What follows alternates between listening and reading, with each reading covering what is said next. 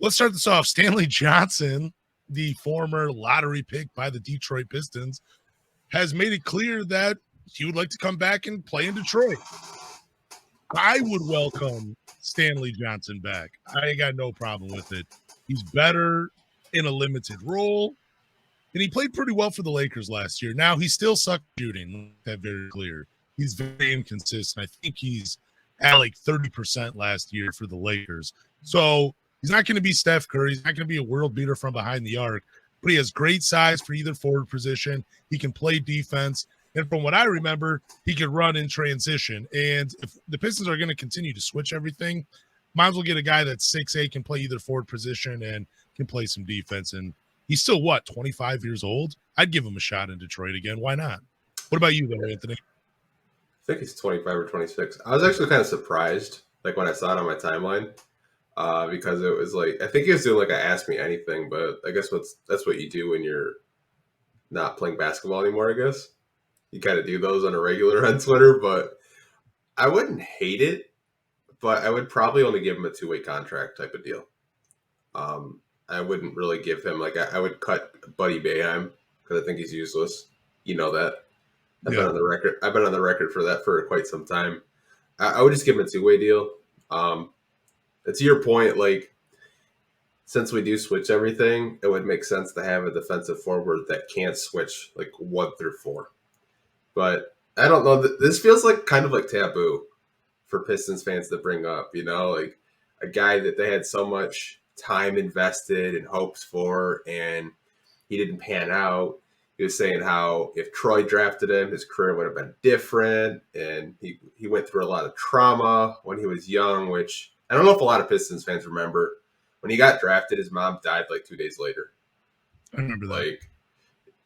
Which it was probably really hard for him to process and, still be a professional for the Pistons at that time. And then being coached by one of the hardest coaches in the NBA and Stan Van Gundy. So it was probably a lot for him to process just through that time period. But not making excuses for him, but I think he would be useful just in a bench role for this team.